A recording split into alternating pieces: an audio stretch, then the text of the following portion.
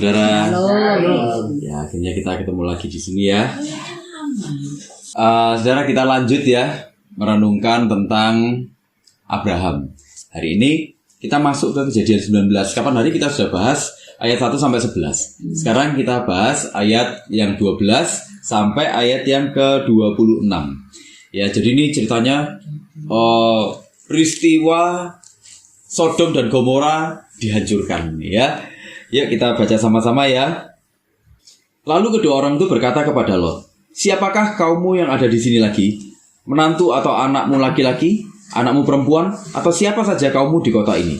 Bawalah mereka keluar dari tempat ini, sebab kami akan memusnahkan tempat ini, karena banyak keluh kesah orang tentang kota ini di hadapan Tuhan. Sebab itulah Tuhan mengutus kami untuk memusnahkannya." Keluarlah Lot, lalu berbicara dengan kedua bakal menantunya yang akan kawin dengan kedua anaknya perempuan. Katanya, "Bangunlah, keluarlah dari tempat ini, sebab Tuhan akan memusnahkan kota ini." Tetapi ia dipandang oleh kedua bakal menantunya itu sebagai orang yang berolok-olok saja. Ketika fajar telah menyingsing, kedua malaikat itu mendesak Lot supaya bersegera. Katanya, "Bangunlah, bawa istrimu dan kedua anakmu yang ada di sini, supaya engkau jangan mati lenyap karena kedurjanaan kota ini." Ketika ia berlambat-lambat, maka tangan istri dan tangan kedua anaknya dipegang oleh kedua orang itu, sebab Tuhan hendak mengasihani dia. Lalu kedua orang itu menuntunnya keluar kota dan melepaskannya di sana.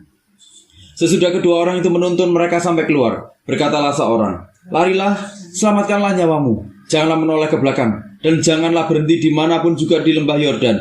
Larilah ke pegunungan, supaya engkau jangan mati lenyap." Kata Lot kepada mereka, "Janganlah kiranya demikian, Tuanku. Sungguhlah hambamu ini telah dikaruniai belas kasihan di hadapanmu, dan Tuanku telah berbuat kemurahan besar kepadaku dan memelihara hidupku. Tetapi jika aku harus lari ke pegunungan, pastilah aku akan tersusul oleh bencana ini, sehingga matilah aku. Sungguhlah kota yang di sana itu cukup dekat kiranya untuk lari ke sana. Kota itu kecil, izinkanlah kiranya aku lari ke sana. Bukankah kota itu kecil? Jika demikian, nyawaku akan terpelihara." Saut malaikat itu kepadanya, "Baiklah, dalam hal ini pun permintaanmu akan kuterima dengan baik. yakni kota yang telah kau sebut itu tidak akan kutunggang balikkan. Cepatlah, larilah ke sana, sebab aku tidak dapat berbuat apa-apa sebelum engkau sampai ke sana." Itulah sebabnya nama kota itu disebut Zoar. Matahari telah terbit menyinari bumi ketika Lot tiba di Zoar. Kemudian Tuhan menurunkan hujan belerang dan api atas Sodom dan Gomora, berasal dari Tuhan dari langit. Dan ditunggang balikkannya lah kota-kota itu dan lembah Yordan, dan semua penduduk kota-kota serta tumbuh-tumbuhan di tanah. Tetapi istri Lot yang berjalan mengikutinya menoleh ke belakang, lalu menjadi tiang garam. Wah, ini. Jadi kota ini jahat, saudara ya. Ini jahat. Jadi memang dosa homoseksual itu ya, itu adalah dosa yang sangat keji. Ya, bahkan waktu itu dosa yang benar-benar sangat keji. Tapi dosanya Sodom dan Gomora, kejahatannya itu bukan cuma itu. Jadi kejahatannya itu multidimensi. Secara ekonomi, secara sosial mereka itu jahat. Ya, di Yeskiel 16 ayat 49, saudara. Dibilang gini, "Lihat, inilah kesalahan Sodom, kakakmu yang termuda itu, kecongkaan, makanan yang berlimpah-limpah dan kesenangan hidup ada padanya dan pada anak-anaknya perempuan. Tetapi ia tidak menolong orang-orang sengsara dan miskin." Jadi kejahatannya itu multidimensi memangnya. Secara seksual mereka memang jahat, secara sosial mereka ini jahat, secara ekonomi mereka jahat. Ada satu cerita dari tradisi rabbinik ya, tradisi para rabi. Jadi gini, kalau ada orang asing datang ke sana, sama orang-orang Sodom itu dikasih koin, yang koinnya ini dikasih namanya penduduk kota Sodom itu yang ngasih itu. Nah, saudara, dengan dikasih koin ini, orang asing ini nggak bisa beli apa-apa di sana, nggak bisa pakai uang sama sekali, nggak bisa ngapa-ngapain di sana, sampai akhirnya dia mati kelaparan di sana. Jahatnya gitu. Nah, kalau mereka ngasih roti ke orang asing, dikasihlah roti ini, dikasih madu, ditaruh di atasnya tembok. Mereka berusaha untuk ngambil roti, tapi bakal mati. Kenapa? Karena bakal diserang sama tawon-tawon. Nah, kejahatannya mereka tuh sampai seperti itu. Jadi mereka ingin mencelakakan orang-orang asing yang masuk ke sana. Kalau kedua malaikat ini mau dipakai katanya, mau diperkosa sama sekota itu. Tapi kejahatannya ternyata multidimensi ya saudara ya. Bagaimana jahatnya mereka ingin menghilangkan nyawa. Bagaimana mereka tuh ternyata pelitnya setengah mati. Ngerjai orang, ya kan? Sampai mereka mati. Jahatnya seperti itu. Sodom dan Gomora, itulah kenapa ada banyak keluh kesahnya orang yang didengarkan sama Tuhan. Ya toh? Nah, Sodom dan Gomora ini kira-kira tempatnya saudara ada di sekitar selatannya Laut Mati, saudara. Menurut para arkeolog ya.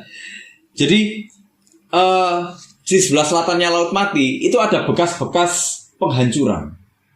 Penghancuran lewat panas yang ekstrim. Itu kira-kira tahun 2000 sebelum Masehi. Jadi kota ini memang secara historis itu kelihatannya memang benar-benar ada, saudara. Ya, dan itu memang hancurnya tuh karena panas yang ekstrim. Kalau kita lihat di sini cocok dengan kisahnya Alkitab ya, saudara ya. Apa? Di sana tuh ladang aspal, saudara. Kalau saudara perhatikan kisah di Abraham yang sebelumnya waktu raja-raja Sodom dan Gomora ya bertempur, ya kan? Mereka pilih medan perangnya itu di tempat yang mereka hafal. Di tempat dekat-dekatnya kotanya mereka. Kenapa? Karena mereka ngelihat di situ ada ladang-ladang aspal dan mereka apal bener di sana. Nah, ladang aspal ini kalau kena panas, ini ada belerang juga di sana. Itu saudara bisa bayangkan panasnya bagaimana, iya kan? Nah itu jadi ini cocok ya saudara ya. Nah, satu hal yang menarik, Lot dengan budaya yang jahat seperti itu, Lot ternyata meskipun di Petrus dibilang dia ini orang benar, tapi orang benarnya gini. Lot itu sebenarnya bukan orang yang benar hidup di dalam kebenaran yang seperti itu, bukan. Jadi dia ini tersiksa jiwanya. Tersiksanya kenapa? Dia tahu itu salah, tapi dia tetap hidup di dalam sana, gitu loh. Artinya apa? Dia sebenarnya terikat dengan kehidupan dosa. Hati nuraninya tahu ini salah, tapi dia menikmati hidup di sana. Kenapa? Ada banyak fasilitas yang dia nikmati. Bayangkan, Lot ini orang yang berdiri di pintu gerbang kota. Artinya apa? Dia orang yang sebenarnya punya pengaruh juga di sana secara ekonomi. Emang dia berasal dari keluarga yang kaya, ya toh? Dia milih Sodom, kenapa? Karena dia ingin berpisah dari Abraham. Nah, di situ kita bisa melihat, oh ternyata Lot ini sebenarnya meskipun jiwanya itu tahu, dia itu tahu benar dan salah karena dia melihat kehidupannya Abraham ya. Tapi dia membiarkan hidupnya ada di dalam dosa. Menikmati dosa. Jadi dia tersiksa di satu sisi, tapi di satu sisi dia menikmati. Nah, saudara, dia sendiri yang milih di sana. Dia yang menikmati tapi dia yang tersiksa. Dia tapi juga nggak mau lepas dari sana, ya toh. Nah, saya akan tunjukkan kepada saudara di ayat yang ke-16, saudara. Atau saya mulai di ayat 14 dulu. Dibilang gini, keluarlah Lot lalu berbicaralah dengan kedua bakal menantunya yang akan kawin dengan kedua anaknya perempuan. Katanya, bangunlah dan seterusnya. Tetapi ia dipandang oleh kedua bakal menantunya itu sebagai orang yang berolok-olok saja. Ya, mengolok itu bahasa Ibraninya tuh sacah, bergurau. Tapi ini bukan sekedar gurauan. Dalam konteksnya ini, reaksi calon menantunya tuh gini. Ini reaksi yang penyangkalan, gak mungkin. Dia bilang gitu. Kondisi sosial masyarakat Sodom itu kondisi yang hedon, saudara. Hedonisme itu berarti gini, masyarakat yang hidupnya itu hidup dalam kesenangan-kesenangan duniawi, full dengan kesenangan-kesenangan duniawi. Karena mereka sudah terbiasa dengan kesenangan-kesenangan duniawi, mereka anggap teguran seperti itu sebagai sesuatu yang nggak mungkin. Ya, loh kenapa mereka kok bisa nganggap seperti itu? Padahal ini Lot yang ngomong mertuanya loh. Kenapa kok mereka bisa ngomong kayak gitu? Karena mereka juga melihat bahwa Lot hidup di dalam masyarakat yang seperti itu. Apa Lot pernah menegur? Enggak. Kelihatannya Lot enggak pernah menegur. Ya kan? Itulah kenapa Lot diterima dengan baik di sana. Kalau Lot kira-kira vokal, dia negur, dia kenceng hidup dalam kebenaran. Kira-kira gimana saudara? Antara dia yang diusir, dia dieksekusi, atau dia yang keluar dari sana. Benar enggak? Tapi dia selama itu dia hidup di Sodom. Dia menikmati fasilitas-fasilitas di sana. Nah, menantunya ini menurut tradisi para rabi, mereka merasa dirinya lebih bijak. Kenapa? Mereka melihat mertuanya menghidupi itu kok. Mereka lihat mertuanya kompromi kok dengan itu. Ya kan? Kalau kompromi artinya apa? Sebenarnya Lot juga terikat dengan kehidupan di sana. Meskipun dia nggak melakukan sepenuhnya, tapi separuhnya dia melakukan. Iya toh? Lah ini loh, dia ini bener setengah, dosa setengah, saudara. Iya toh? Loh sekarang itu kan banyak yang kayak gitu toh, saudara. Hari ini Yesus iya, dukun iya. Kenapa? Karena katanya kalau berharap sama Tuhan nggak mari-mari katanya. Nah doa sama Tuhan kesuwen, kita ibadahnya aja sama Tuhan. Kalau minta apa-apa sama dukun lebih cepat. Iya kan? Banyak loh yang kayak gitu. Ini sungguhan. Iya toh? Betul, itu terjadi, saudara. Nah, Lot itu ambigu, makanya dia otoritas moral dan rohaninya itu tidak dianggap sama sekali. Dia nggak punya wibawa di hadapan menantunya. Padahal dia terima berita langsung dari malaikat Tuhan loh. Tapi di hadapan menantunya dia nggak ada wibawanya sama sekali. Ini omongannya nggak perlu didengarkan. Kenapa? Karena kamu terikat dengan kehidupan itu. Kamu nggak melakukan dosa, tapi kamu juga hidup di dalamnya. Berdosa iya, enggak iya gitu loh. Iya kan? Nah, kemudian di ayat yang ke-16, saudara, sama menantunya kan nggak didengar. Malaikat sudah melihat ini harus segera ini. Wah, Lot ini ya opo ini? Kok meyakinkan gitu aja nggak selesai-selesai. Di ayat 16 bilang gini, ketika ia berlambat-lambat, maka tangan istri dan tangan kedua anaknya dipegang oleh kedua orang itu, sebab Tuhan hendak mengasihani dia. Lalu kedua orang itu menuntunnya keluar kota dan melepaskannya di sana. Saudara, kata berlambat-lambat di sini itu pakai kata maha. Maha itu menunda. Jadi Lot ini sudah tahu kota ini bakal dimusnahkan. Mereka ngelihat sendiri bagaimana malaikat itu membutakan mata orang-orang sekota ini yang mau memperkosa mereka. Ya kan? Artinya ini kata-katanya berotoritas. Lot tahu persis. Tapi dia nunda-nunda. Tapi ini bukan cuma sekedar nunda. Nanti Allah bukan menunda-nunda karena dia malas apa. Enggak. Kalau dari sifat katanya, saudara, Lot menunda-nunda karena ini rangkaian tindakan logisnya dia. Apa rangkaian tindakan logisnya? Karena dia dapat banyak dari Sodom. Gitu loh. Karena dia menikmati kehidupannya Sodom. Karena dia menikmati kekayaan dari sana. Dia menikmati fasilitas di sana. Dia menikmati kesenangan-kesenangan di sana. Makanya dia nggak bisa move on dari Sodom. Jadi penundaannya dia ini satu tindakan yang logis. Kenapa? Karena hatinya tuh masih melekat sama Sodom. Bayangkan loh, saudara, itu sampai sama malaikat itu ditarik itu satu keluarga itu. Iya, bahaya loh, sudah dekat, tapi tetap mokong ini Lot ini. Kok bisa loh ya? Kan banyak orang yang kayak gitu kan, ngomongnya tobat tapi tomat. Mari tobat kumat. Iya toh. Banyak kan orang kayak gitu, ngakunya ke gereja, ngakunya pelayanan, tapi apa? Disuruh melepaskan kehidupan berdosanya, disuruh melepaskan perselingkuhannya, nggak mau. Misal dia selingkuh, disuruh melepas selingkuhannya, udah dilepas. Tapi aku terlanjur cinta. Wah, alasannya loh, ono ya toh. Nah, kemudian di ayat yang ke-26, saudara. Nah, ini apa namanya? Yang epik ini. Tetapi istri Lot yang berjalan mengikutinya menoleh ke belakang, lalu menjadi tiang garam. Menoleh, nabat. Jadi bukan cuma noleh gini loh, saudara. Noleh kalau ngelirik tok gini, set balik. Nah, ya kan? Tapi enggak. Alkitab lagi menunjukkan gini. Dia ini menoleh apa? Melihat secara intens dengan sengaja. Jadi dia bukan cuma gini langsung gini, enggak. Tapi dia punya motif. Dia balik badan lihat gini intens. Ya, dia lihatnya intens, bener-bener. Dia memusatkan perhatiannya ke sana. Apa namanya? Kenapa? Karena menolehnya dia ngelihat dengan intens itu tindakan logis. Tindakan logisnya apa? Ya, kalau dalam budaya waktu itu orang menoleh itu karena dia tidak siap berpisah. atau karena dia menyesal sudah berpisah. Oh, itu loh saudara. Artinya apa sebenarnya? Saudara, hatinya masih terikat dengan Sodom dan Gomora. Bahkan menurut tradisi para rabi, saudara, dia dihukum jadi tiang garam itu kenapa? Karena hatinya berpihak kepada norma kejamnya orang-orang Sodom. Jadi ceritanya gini, ini menurut tradisi para rabi ya.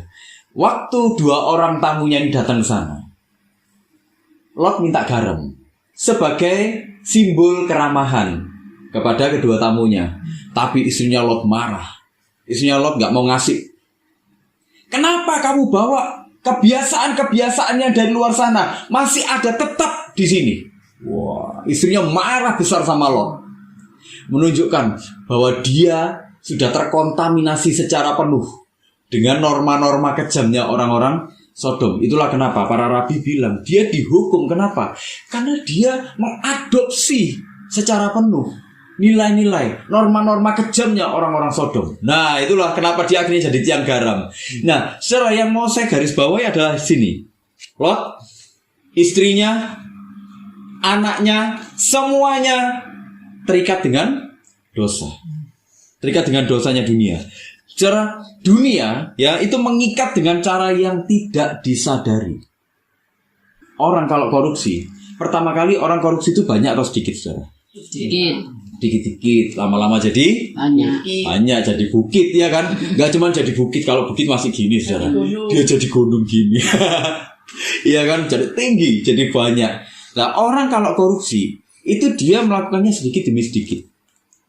Dunia itu mengikat kita ya, mengikat dengan cara yang tidak disadari, tapi membuat kita menyadari keputusan kita untuk masuk ke dalam dosa. Orang kalau dia melakukan korupsi, dia sadar nggak kalau dia korupsi, saudara? Sadar. Tahu dari mana kalau dia sadar bahwa dia korupsi? Dia melakukannya diam-diam. Benar nggak? Ada nggak orang korupsi melakukan terang-terangan gitu, saudara? Oh iya toh. Nggak ada kan? Orang korupsi diam-diam, saudara. Kenapa? Karena dia menyadari tindakanku ini salah. Dunia mengikatnya dengan cara yang tidak kita sadari, tapi kita jeburkan diri dengan keputusan yang kita sadari. Itulah hebatnya dunia, saudara. Dunia itu sistem. Sistem itu seperti jaring-jaring. Habis keikat yang satu, keikat yang lain. Ikan kalau kena di jaring, saudara.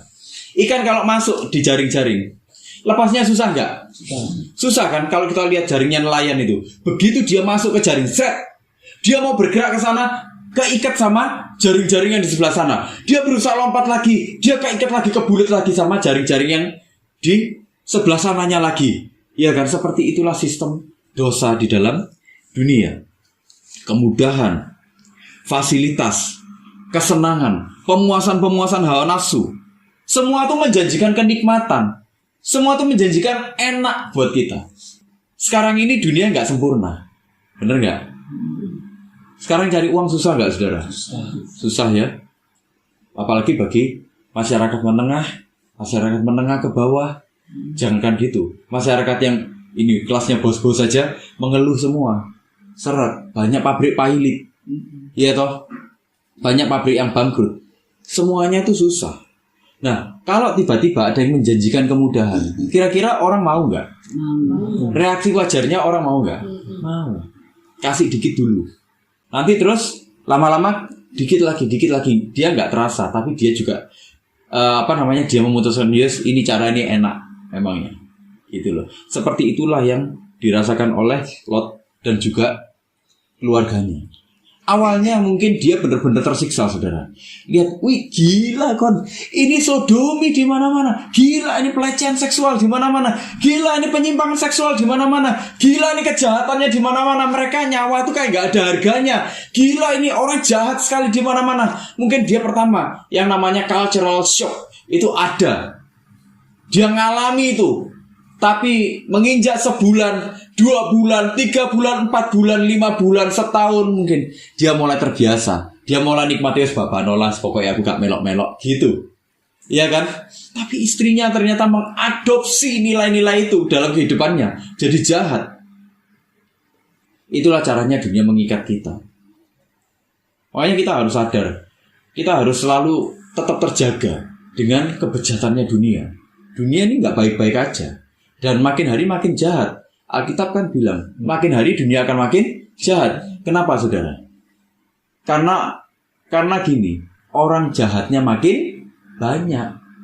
Penduduk dunia makin banyak kan dibanding waktu itu kan. Waktu zamannya Lot. Karena penduduk dunia makin banyak, otomatis yang jahat juga makin banyak.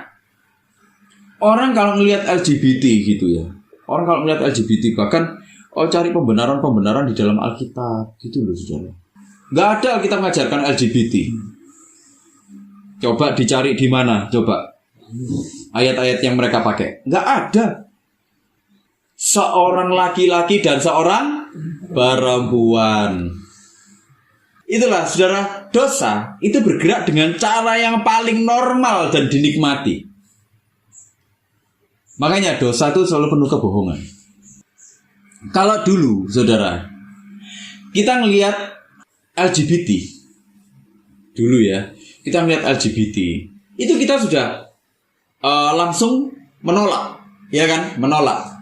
Tapi lama-kelamaan yang didengung-dengungkan apa? Hak asasi manusia. Mereka juga manusia yang berhak saling mencintai. Mereka bisa mencintai siapa saja yang mereka inginkan, karena itu ada di dalam hak asasinya manusia. Saya selalu ngomong, hak asasi itu selalu ngomong soal apa? Hakikat manusia yang sesungguhnya. Hakikatnya manusia itu harus kembali kemana? Ke firman Tuhan. Waktu manusia diciptakan pertama kali, untuk apa manusia diciptakan? Apa identitasnya manusia waktu diciptakan? Apakah manusia diciptakan untuk mencintai sesama jenisnya? Mengasihi dalam kasih yang umum, ya kan? Tapi mencintai, mengasihi dalam konteks seksual, enggak. Gitu loh. Ya kan? Jadi hak asasi manusia itu harus kembali ke ini. Tapi lama-kelamaan dosa itu kan dinikmati. Iya toh? Tapi kalau orang-orang sekarang enggak. Mereka cari caranya sendiri. Caranya apa? Memuaskan hawa nafsunya, memuaskan kedagingannya dengan cara yang seperti itu. Itulah yang terjadi pada Lot. Menjadi satu dengan dunia, menjadi serupa dengan dunia. Nah, iblis itu berusaha membuat kita serupa dengan dunia. Caranya normal, caranya membuat kita menikmati dosa. Sementara kepuasan dalam dosa itu adalah dusta. Yohanes 8 ayat 44 bilang gini saudara. Saya bacakan ya untuk kita semuanya. Bilang gini, iblislah yang menjadi bapamu dan kamu ingin melakukan keinginan-keinginan bapamu. Ia adalah pembunuh manusia sejak semula dan tidak hidup dalam kebenaran, sebab di dalam dia tidak ada kebenaran. Apabila ia berkata dusta, ia berkata atas kehendaknya sendiri, sebab ia adalah pendusta dan bapa segala dusta. Ia adalah pembunuh manusia. Dalam bahasa aslinya itu dibilang dia pembantai manusia. Saudara, kalau membantai itu kejam apa enggak? Kejam. Membantai itu bukan cuma 1-2 orang. Membantai itu banyak orang. Artinya apa? Dia melakukan kekejaman itu, membunuh banyak orang. Dengan apa? Dengan cara dusta. Ya, membawa orang masuk ke dalam tipuan-tipuannya. Jadi ini bukan dustanya ini bukan cuma sekedar tipuan, tapi ada satu definisi yang mengatakan dusta ini termasuk di dalamnya itu agama palsu. Jadi iblis itu membawa keyakinan-keyakinan palsu, membawa Tuhan-Tuhan palsu di dalam hidupnya manusia. Apa Tuhan-Tuhan palsunya? Keuangan, jabatan, ya kan?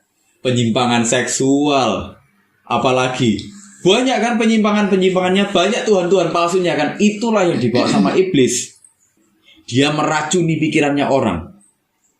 Yang salah dianggap benar. Itulah kenapa orang benar ya di dalam sistem yang korup dianggap apa? Musuh bersama. Iya toh. Kalau kita dengar ceritanya orang-orang ya saudara ya, di dalam di dalam satu sistem yang korup, kadang-kadang kan, gimana? Wong semua melakukan itu. Saya kalau nggak melakukan itu, saya malah jadi musuh. Saya nggak tahu saya harus gimana, ya kan? Ayo gimana ya kayak gitu tuh. Itulah sistem dunia yang korup. Jadi dosa itu meracuni pikiran. Waktu pikiran berubah, tindakan-tindakannya juga berubah. Waktu tindakannya berubah, gaya hidupnya berubah. Waktu gaya hidupnya berubah, tujuan hidupnya juga berubah. Nah itu loh ya saudara ya.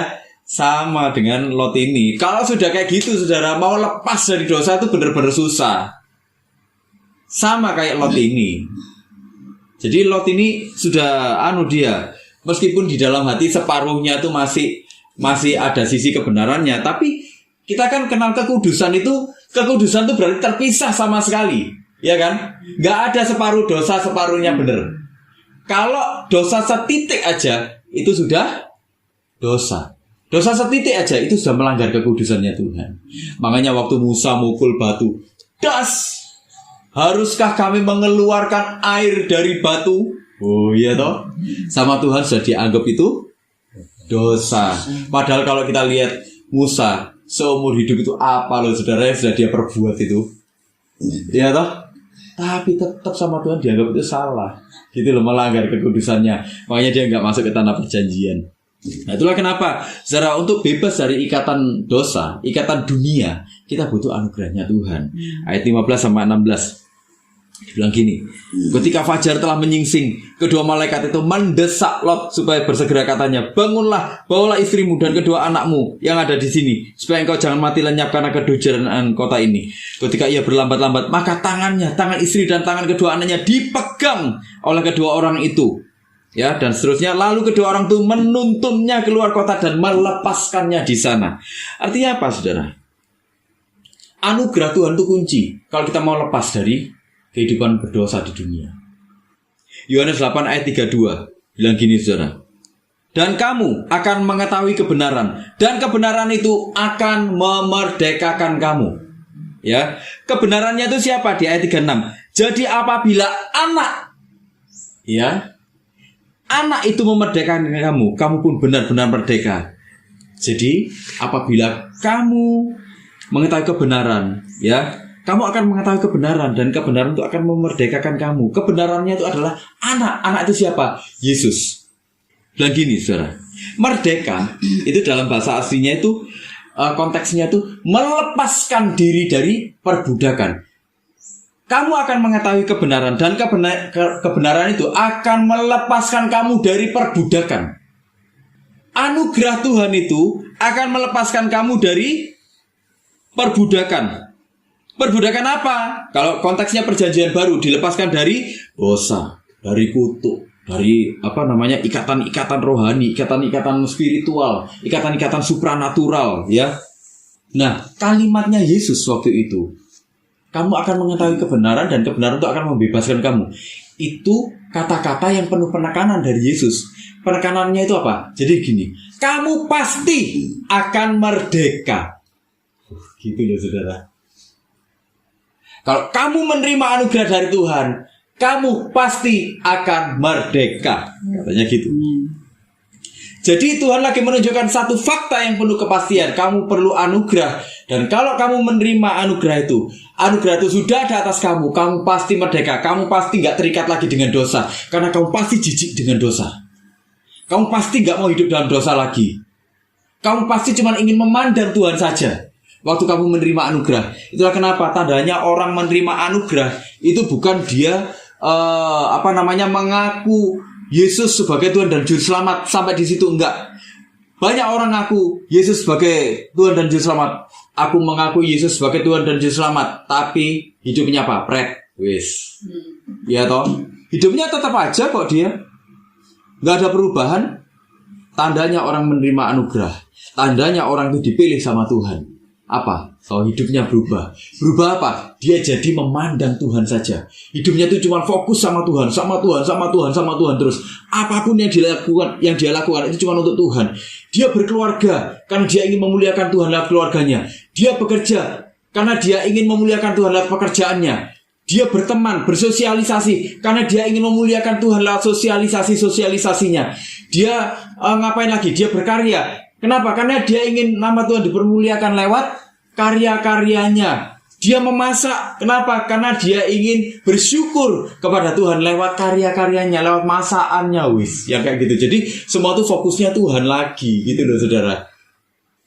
Fakta bahwa kalau kita menerima anugerah, kita pasti akan dibebaskan. Tuhan lagi ngomong seperti itu. Kamu butuh Injil. Nah makanya Lot ini dia bukan setengah. Lot ini bahkan dia ini kepingin tinggal di kota itu terus loh saudara. Mungkin ya di dalam pikirannya dia nggak yakin juga mungkin kalau kota itu bakal dihukum. Antara iya dan nggak gitu. Ya kan makanya dia menunda-nunda. Terus nanti nek sudah kelihatan tanda-tanda nanti aku tak lari cepet-cepet. Ya kan? Tapi malaikat nggak kayak gitu. Sama malaikat Tuhan dibawa semuanya ini satu keluarga digandeng semua. Ayo berangkat sekarang. Ini menunjukkan bahwa keselamatan itu bukan usahanya kita. Oh iya toh? Loh. Jadi prinsipnya anugerah itu bahkan sudah ada sejak perjanjian lama, saudara. Ya toh saudara, bisa melihat ya Alkitab itu betapa konsistennya loh. Gak ada keselamatan karena usaha sendiri. Lot ingin hidup dalam dosa, bahkan dia ingin mati dalam dosa. Sepertinya. Tapi sama malaikat dibawa dia, dituntun dia, dilepaskan. Saudara, sama malaikat disuruh lari kemana? Pegunungan. Ya. Bener gak? Ya. Disuruh lari ke pegunungan. Lot bilang apa? Tawar-tawaran kan dia? Gak nyampe. Oh nanti gak nyampe, gimana? Lu ragu loh dia. Padahal dia sedang lihat sendiri bagaimana malaikat itu membutakan mata semua orang di sana. Tapi dia masih tetap ragu loh. Gimana lo coba? Tapi sama Tuhan didengarkan nggak? Didengarkan loh. Tuhan itu penuh kasih loh saya. Saya membayangkan waktu Lot melihat itu ternyata kota itu dihujani ya saudara ya. Itu ternyata panas tiba-tiba belerang turun tiba-tiba meledak-ledak di sana sini. Baru sadar dia betapa ngerinya kematian itu. Akibat dosa, betapa ngerinya penghukuman dari Tuhan. Baru dia tahu iya. Nah, itulah dia. Jadi, secara Injil, kabar baik, anugerah Tuhan itu memiliki kuasa untuk membebaskan orang dari kuasa dosa. Dulu apa dosa yang kita hidupi, saudara?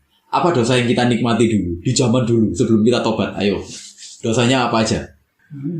Direnungkan aja di dalam hati, gak usah disebut guys. Nah saudara, konsepnya dosa itu memperbudak. Memperbudak itu saudara kalau budak itu punya hak nggak? Enggak. Ya, nggak punya hak ya, nggak punya hak. Kenapa? Karena hidupnya sudah diserahkan, hidupnya itu sudah digadaikan. Jadi dia udah nggak punya hak lagi. Itulah kenapa orang yang hidup di dalam dosa dia nggak bisa lepas dengan sendirinya.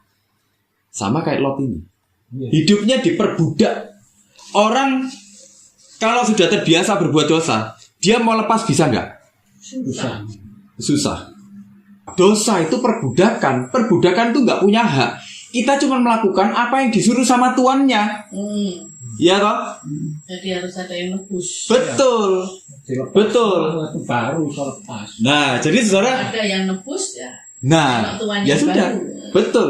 Nah, saudara jadi bisa mulai memahami ya di sini konsepnya dosa. Kenapa orang kalau sudah terikat itu nggak bisa lepas? Orang biasanya berusaha memotivasi diri dengan apa? Nanti kalau dia seolah-olah lepas ya, dia seolah-olah lepas. Dia memotivasi diri dengan gini. Nanti kalau aku melakukan ini, aku masuk neraka. Jadi motivasinya adalah ketakutan. Ketakutan masuk neraka. Sementara kalau kita hidup di dalam anugerah, motivasi kita lepas dari dosa. Kenapa? Karena kita sudah ditebus, kita ingin menyenangkan Tuhan. Kita mencintai Tuhan, makanya kita ingin menyenangkan Tuhan. Gitu loh. Kenapa? Karena surga sudah pasti buat kita. Loh itulah ya saudara ya. Itulah kenapa Injil itu memiliki kekuatan untuk melepaskan. Jadi kebebasan Kristen, saudara. Kebebasan Kristen itu bukan cuma kebebasan dari rasa bersalah.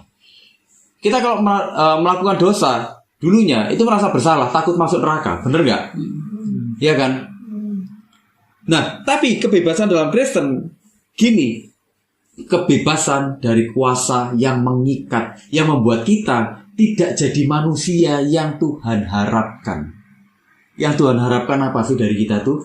Menjadi serupa segambar dengan Tuhan, ya kan?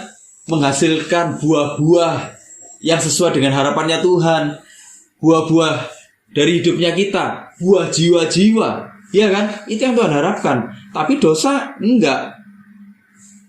Dosa memimpin kita untuk memuaskan diri sendiri yang nggak akan pernah puas. Makin berusaha dipuaskan, makin kita frustasi. Kenapa? Nyoba dosa apa lagi nih? Selingkuh 1 orang sudah. Yuk selingkuh 2 orang. Yuk seks bebas kalau gitu wes selingkuh ini ono iketane sean. Nanti dicari wes seks bebas saya wes. Lama-lama kena HIV. Ya kan? Gak ada obatnya wes mateng kon. Iya. Baru menyesal. Nah itulah saudara, kalau kita lihat anugerah Allah itu membebaskan kita dengan cara yang ajaib. Lot itu dipaksa saudara. Lot itu masih tetap ingin hidup dalam dosa, tapi dipaksa dikeluarkan. Kita dulu kalau nggak dipaksa sama Tuhan untuk hidup dalam anugerah, kita hari ini masih di mana saudara hidupnya? Itu anugerahnya Tuhan. Kadang-kadang paksaan Tuhan di dalam kehidupan kita sepertinya siksaan, tapi sebenarnya justru itulah anugerah Tuhan di dalam hidup kita loh saudara. Ya kan? Iya. Saudara, makanya kalau Tuhan hari ini lagi maksa kita untuk hidup di jalan yang benar saudara, mungkin kita frustasi, tapi percayalah sebenarnya itu jalan yang terbaik dari Tuhan untuk kita. Iya toh? Jangan pernah pergi, jangan pernah meninggalkan Tuhan. Tapi justru makin tanya sama Tuhan, Tuhan maumu apa Tuhan? Bahwa aku semakin berjalan di dalam rencanamu. Jangan kayak Lot itu Tuhan.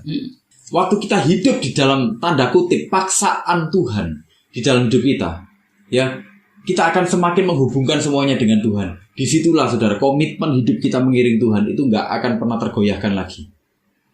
Itulah kenapa kita meskipun prosesnya hari ini berat, kita mungkin hari ini ngalami sesuatu yang gak enak di dalam hidup kita, tapi kita gak ingin meninggalkan Tuhan. Kenapa? Karena kita tahu anugerahnya ada dalam hidup kita. Paksaan Tuhan itu adalah anugerahnya Tuhan dalam hidup kita. Ya, jangan mau seperti Lot, tapi justru lembutkanlah hati kita. Yuk kita lembutkan hati kita sama Tuhan. Supaya apa? Supaya rencana Tuhan itu makin terjadi sempurna dalam hidup kita. Amin. Yuk sama-sama kita berdoa saudara. That